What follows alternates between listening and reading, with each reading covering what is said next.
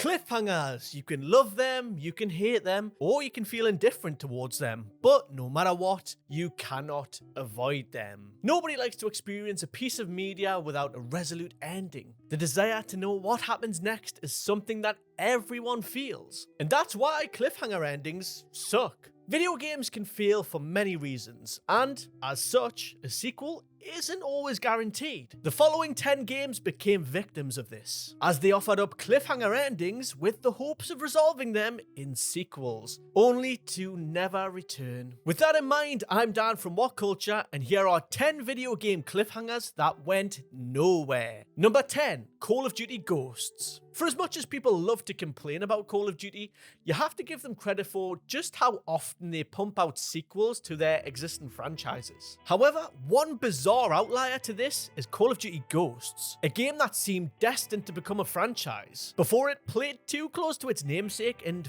vanished without a trace. COD Ghosts puts you in the shoes of a collection of covert operative agents who are opposing a villainous military organization known as the Federation of the Americas. Throughout the game, you battle against a brainwashed American soldier named Rourke, who you eventually manage to shoot and leave for dead. So that's it, job done, right?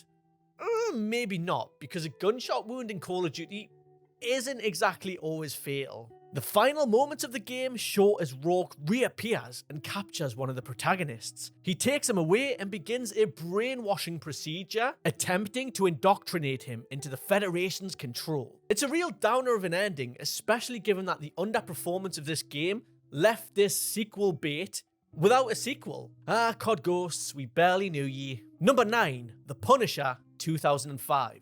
Getting a good bit of superhero content wasn't as easy in the early 2000s as it is now. Still, one hidden gem that did pop up was a wicked third-person shooter based on the iconic anti-hero, The Punisher, and it was loosely based on the 2004 movie of the same name. This game was a bona fide action fest with some violence, good character development for Frank Castle, and plenty of appearances from other superheroes. Sadly though, much like the movie, the game didn't get a sequel, which wouldn't be too bad, but the game ends with literally waving the sequel bait in your face. So this title concluded with a post-credits scene that saw the iconic villain, the Kingpin, swear his revenge on the Punisher after a run-in earlier in the game. As he watched Bullseye loaded onto a stretcher, Fisk lets out a badass line about the Punisher dying by his hand.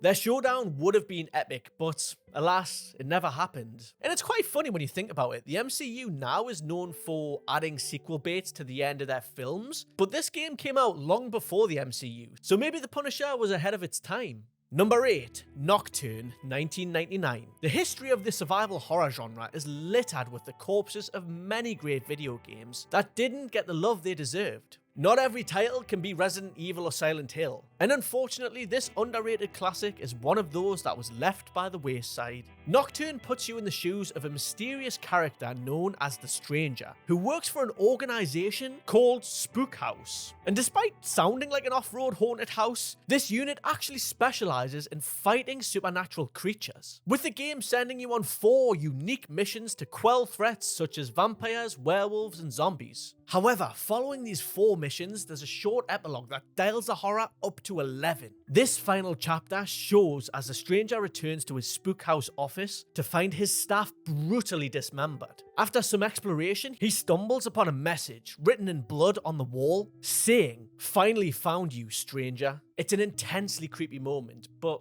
maybe it's for the best that the Stranger never found out who did this. Number 7, Dantes Inferno. Dantes Inferno is an incredible game, but there's a lot of flaws in this hack and slash adventure, one of them being this cliffhanger ending. After battling through the 9 layers of hell and killing Lucifer, Dante is carried out into the infernal abyss. Then he's taken to Purgatory, which is the location of the next part of the iconic Divine Comedy poem.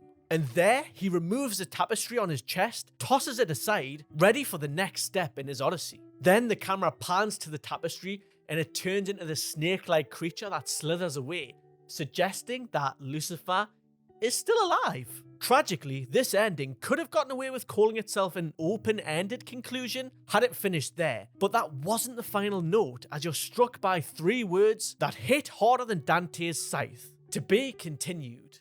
And boy, that still hurts. Since then, Electronic Arts has closed Visceral Games' doors, putting an end to the idea of a sequel to this cult classic. Sorry, Dante, no paradise for you. Number 6, The Order 1886. The Order 1886 was a game with so much promise, from its incredible visuals to its very aesthetically pleasing steampunk art style. This game could have been great, however, it wasn't. But you know what? A sequel could have been better, however, it never got the chance. This third-person shooter took place in an alternate version of London, full of retro-futuristic technology and supernatural creatures. You play as Sir Galahad, a soldier leading the fight against werewolves and vampires. And after battling the Lycan threats, the protagonist took the fall for a conspiracy within the Order and was banished from London. I mean, that doesn't sound like a terrible fate. The game's final note showed him overlooking the city from a rooftop, as Nikola Tesla informed him that it was being put under martial law. However, just as he was told to leave, he replied that he was Galahad no more, setting up the idea that he would tackle this out-of-control London. Sadly, he's probably still sitting up there on that rooftop because the sequel never did happen, and it probably never will. Number 5. Alice Madness Returns. Did anyone ever think that we'd get a gothic-style action-adventure game based on Alice in Wonderland? I certainly didn't, and sadly, this is another one that falls victim to setting up a sequel and never delivering. So, the story goes like this. After venturing through a ravaged Wonderland, Alice finally returns to London, having defeated the game's dastardly villain. However, as she exits the tube station where their showdown took place, she finds out that Wonderland and London are bleeding into each other. The game ends with Alice walking out into this bizarre Lunderland, where she's ready to accept her past and move forward. But as she does this, the beloved Cheshire Cat delivers an ominous warning, claiming that Wonderland is safe, but only for now. This open-ended conclusion wonderfully sets up the third game. Sadly, Alice the Asylum, which is what the proposed title would have been, is in development hell, and it has been for some time now, so it's looking less and less likely that we'll ever get a sequel to this one. Shame, really. Number 4, Days Gone. Days Gone is one of those funny games that no one can quite make their mind up about. Is it great? Maybe. Is it terrible? Also maybe. Does it deserve a second game?